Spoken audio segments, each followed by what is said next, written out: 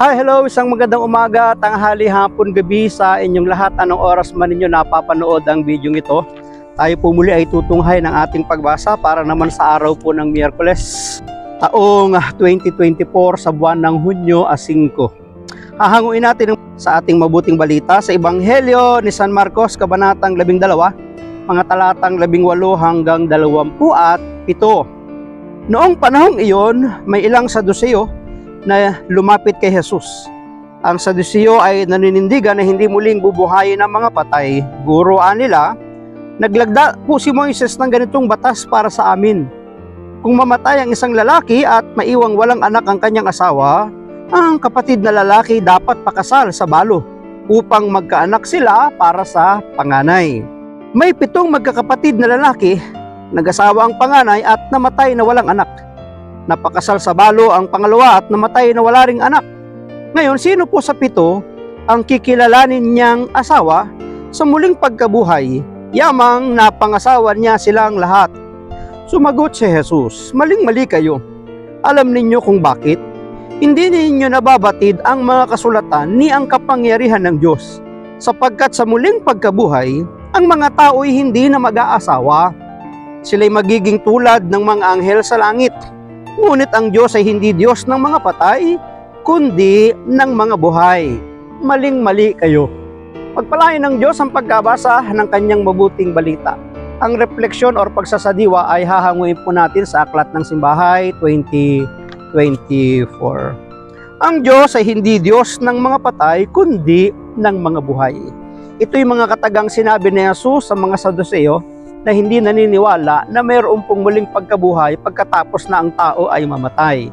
Ngunit ang ating Panginoong Hesus ay naninindigan na pagkatapos na mamatay ang isang tao, ay mayroon pang kabilang buhay sa buhay na walang hanggan. Kaya nga nagbigay sila ng paghahalimbawa na ang isang babae na pangasawa niya ang 7 magkakapatid.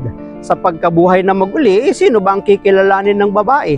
Ang sagot ng ating Panginoon ay wala ng pag-aasawa sa pagkabuhay na mag-uli, sapagkat sila'y matutulad na lamang sa anghel. Ang Diyos ang bukal ng buhay at pagmamahal. Nilikha niya ang sangkatauhan para matamo ang kaganapan ng buhay kay Kristo. Taliwas sa paniniwalang ito, inaakala ng mga Saduceo na matapos ang buhay ng tao sa kamatayan ay wala na, sapagkat para sa kanila game over kapag ang isang tao'y namatay na, tapos na. Hindi nila mapaniwala ang may muling pagkabuhay. Ginagamit nilang argumento ang kwento ng babaeng naging asawa ng 7 magkakapatid para salungatin ito. Ngunit tinutulan sila ng ating Panginoon. Mali ang pagpapalagay ng pagpapatuloy lang ng buhay sa lupa ang muling pagkabuhay. Hindi nila nauunawa ang nawawala na ang limitasyon ng panahon pagdating ng kaganapan ng buhay. Mababatid na natin ang tunay nating pagkatao kasabay ng pagkagising natin sa mas malawak na kakayahang makipag-ugnayan sa kapwa tulad ng mga anghel sa langit. Dito natin matututuhan na nagmahal ang Diyos gaya ng ipinakita niya sa atin sa pamamagitan ng ating Panginoong Hesus, at makikilala na natin ang bawat isa mula sa kanyang pananaw. Dadaloy ang lubos na pagmamahal ng Diyos sa atin at magiging lubos din ang ating pagmamahalan sa bawat isa. Wala nang hangganan. Ang lahat ay kasama at kasali. So maliwanag na sa pagkabuhay na maguli ay wala nang pag-asawa, sapagkat sila'y matutulad na lamang sa mga anghel. Na ano bang ginagawa ng mga anghel? Maga, tanghali, hapon, gabi, walang ginawa kundi magpuri.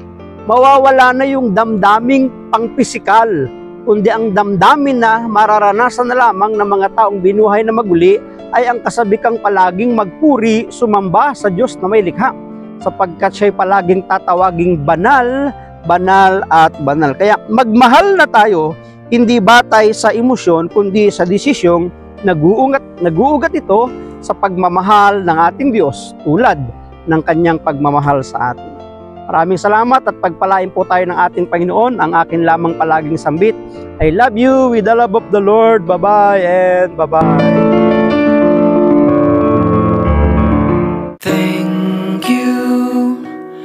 Thank you for your smile.